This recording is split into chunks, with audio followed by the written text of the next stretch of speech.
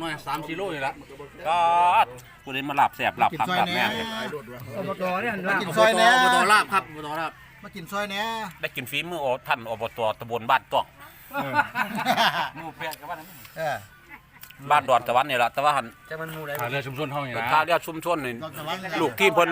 นเต็มอยู่นี่มากินปลาซุ่มกัน เสียงได้ ได้คือเก่าเสียเฮานี่ ขอปลาปูได้2 ตัวลาบตัวเดียวขันจะลาบ2 ตัวย่านกินบ่เบิด